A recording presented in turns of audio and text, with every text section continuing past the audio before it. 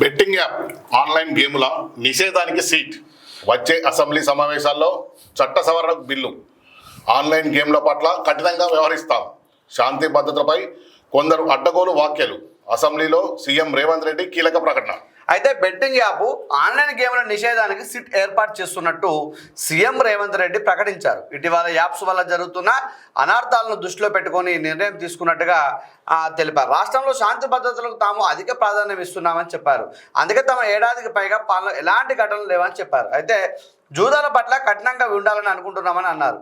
Online betting పట్ల రాష్ట్ర ప్రభుత్వం కఠినంగా ఉండాలని నిర్ణయం తీసుకున్నామని వెల్లడించారు.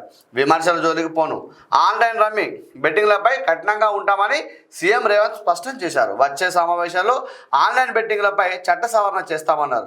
గుట్కా నిషేధిత పదార్థాలు మార్కెట్లోకి వచ్చాయి, వీటిపై కూడా కఠినంగా వ్యవహరిస్తామని చెప్పడం జరిగింది. అయితే మేము ప్రతిరోజు కూడా మాట్లాడుతూ ఉన్నాం బెట్టింగ్ యాప్స్ మీద.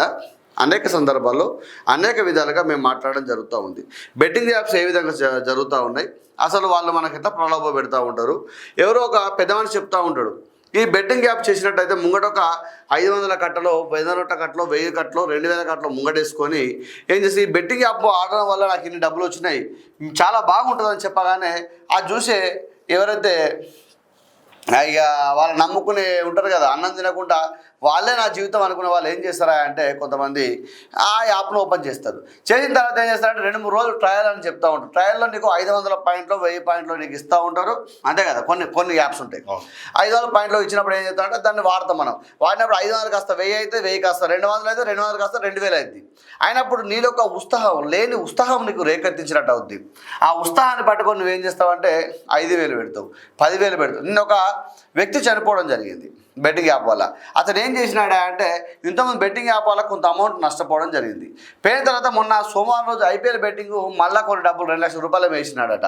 అది కూడా తీవ్రంగా నష్టపోయి ఇక నాతో కాదని చెప్పి చనిపోవడం జరిగింది, ఆత్మహత్య చేసుకోవడం జరిగింది. అయితే ఇలాంటి సంఘటన అనేకము కూడా మనకు తెలియకుండా ఈరోజు జరగడం జరిగింది. ఈరోజు బెట్టింగ్ యాప్ బయటకు వచ్చింది కాబట్టి ఇంత అవేర్నెస్ జరుగుతూ ఉంది కాబట్టి నానవలసిన వ్యక్తి బయట తీసుకొస్తున్నారు, సజ్జనార్ గారు బయట తీసుకొస్తున్నారు కాబట్టి దీని మీద ఒక అవగాహన వచ్చింది.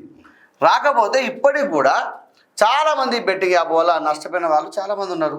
అనేక మంది ఆంధ్ర నుంచి కాల్ చేస్తూ ఉన్నారు, తెలంగాణ నుంచి కాల్ చేస్తూ ఉన్నారు, సార్ మేము నష్టపోయినామని చెప్పి. అంతే కదా, అంటే ఈ బెట్టింగ్ ఇంకోటి ఏంటంటే వీళ్ళు ఏం చేస్తున్నారా అంటే మేము చాలా మంచి పని చేసినాం అని చెప్పి మమ్మల్ని కేసు చేయొద్దు, మమ్మల్ని వదిలిపెట్టాలని చెప్పి ఈ విష్ణుప్రియ రితు చౌదరి కోర్టుల మెట్లెక్కిళ్ళట. అనేక మంది కూడా ఈ సన్నీ యాదవ్ ఉన్నాడు కదా, ఆయన కూడా హైకోర్టులో బెయిల్ పిటిషన్ ఇవ్వడం జరిగింది. లుకౌట్ నోటీసులు కూడా అతను జారీ చేయడం జరిగింది.